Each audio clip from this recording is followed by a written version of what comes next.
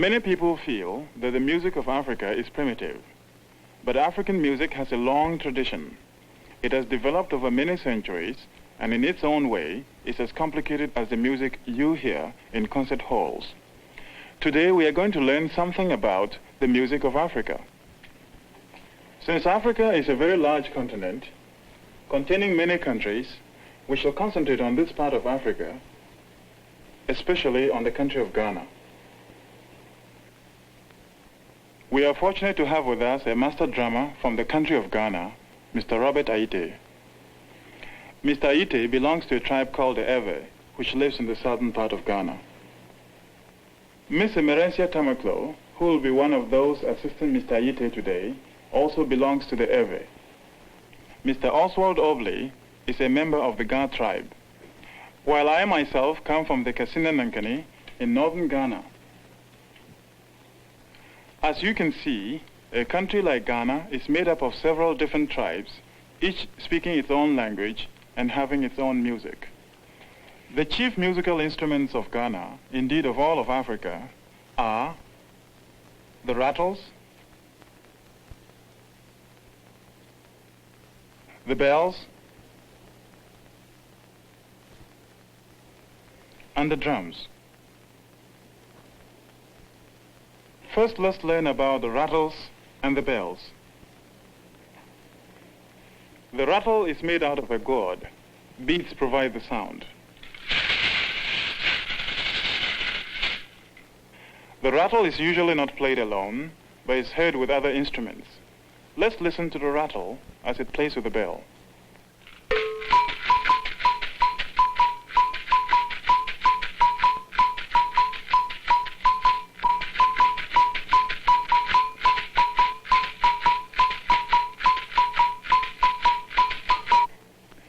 In Ghana, both a single bell and a double bell are used. There are single bells which are high in pitch,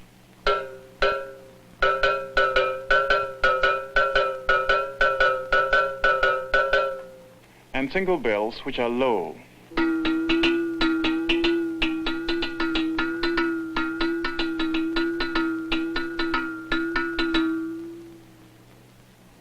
Each double bell has a high sound and a low sound in one instrument.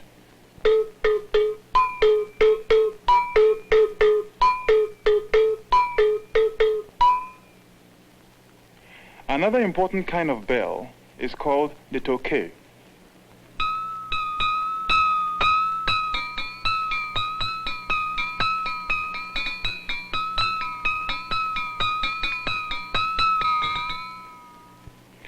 The toke is usually not played alone, but is used with singing and with other instruments. Rattles and bells are played on sad occasions such as funerals and on happy occasions such as weddings.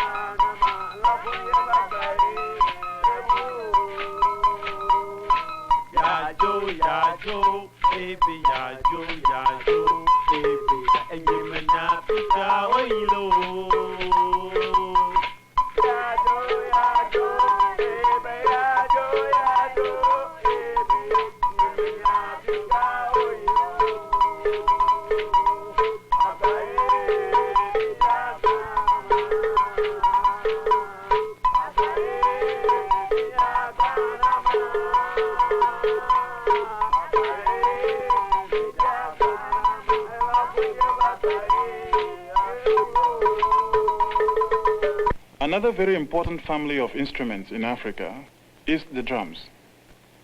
In Ghana, there are two main types together by metal bands, much as a barrel is made. Drums are made in different sizes. Usually, large drums have a low sound, while small drums have a higher sound.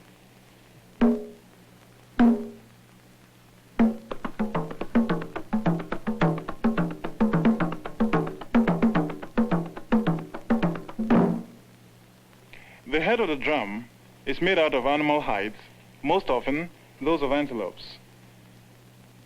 When a drum is struck by the hand, it can make different sounds depending upon whether the hand strikes the center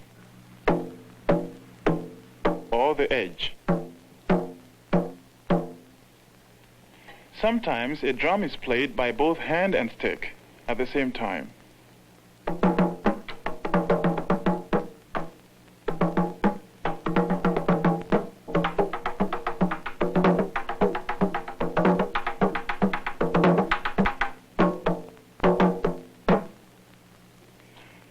Drums made out of single hollowed-out logs are usually played with sticks.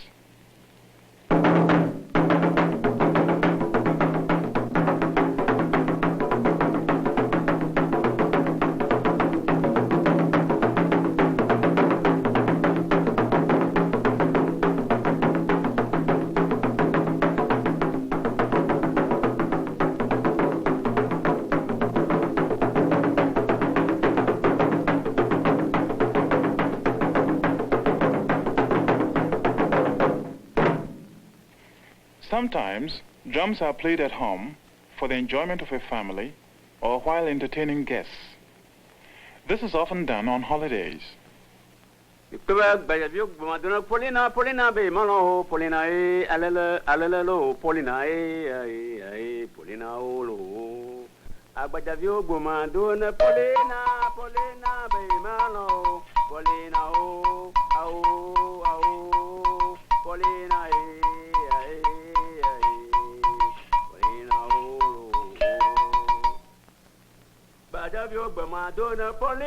Polina, be malo, Polina,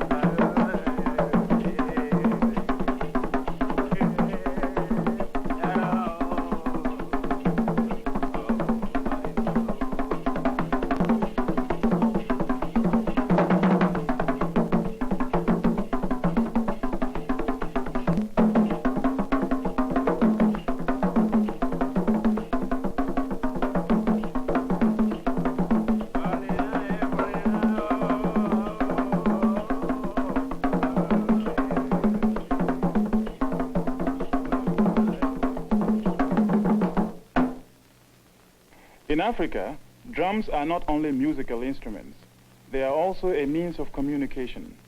People talk to each other by using drums. Many African languages are based on high and low sounds. For example, when the Ashantis say good morning, it sounds like this. Ma-chi, ma-chi. The word has a low sound and a high sound. Ma-chi. It can also be said by a drum that can beat both high and low sounds. Thank you, Mr. Ite. Mr. Ite has just told me you are welcome. This small drum is used for sending messages short distances. The pitch of the drum is changed by pressing on it. Mr. Ite is signaling a lion is near the village. It's now saying, run, run. In In former times, when lions were found in many parts of Ghana, children would run and hide when they heard this. When messages have to be sent long distances, larger drums are used. Because the sound of this kind of drum cannot be changed, more than one drum must be used to get a low sound and a high sound.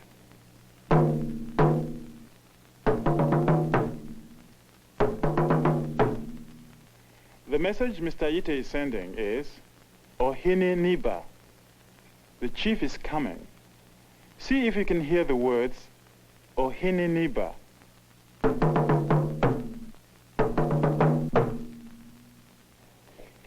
Sometimes a message is sent from one group of drums to another a few miles away, and then to another group of drums, and then to another, until the message is heard a long distance away. Poetry is also played on the drums. Often, large groups of people gather together to listen to our poems. Instead of the poems being spoken, they are played on the drums. Let's listen now to a poem from the Ashanti tribe, which is hundreds of years old, called The Path and the River.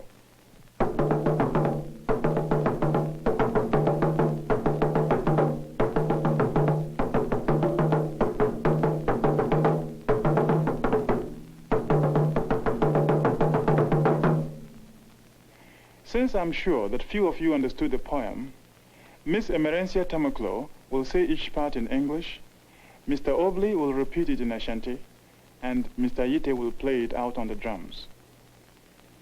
The path has crossed the river has crossed the path. Which is the elder? Okwan twen so nsu cho kwan banyene wan.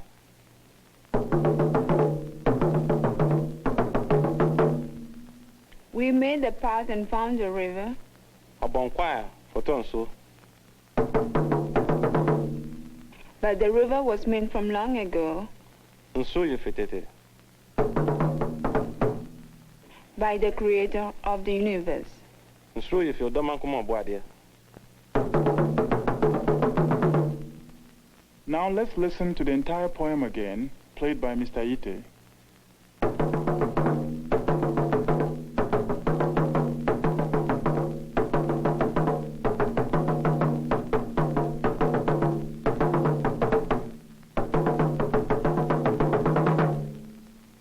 Often, the instruments we have studied, the rattles, the bells, and the drums, are played together. To help play these instruments, our students who study here under Mr. Yite at the university so that they too can learn about the music of Africa. The leader of the group is the bell. Everyone listens carefully to what the bell plays because each must play his rhythms against the sound of the bell. Let's listen one at a time to all the different rhythms in a piece from the Ewe tribe about bravery in battle.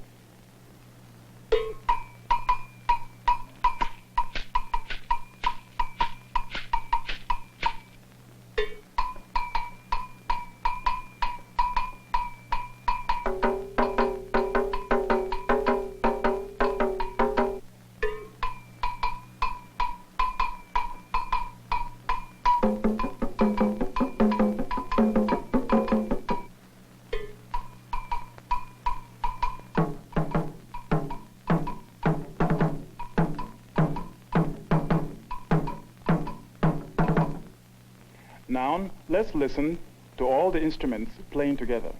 Notice how the rhythms played by each instrument constantly shift in relation to each other. It is the complicated rhythms that make African music so subtle and exciting.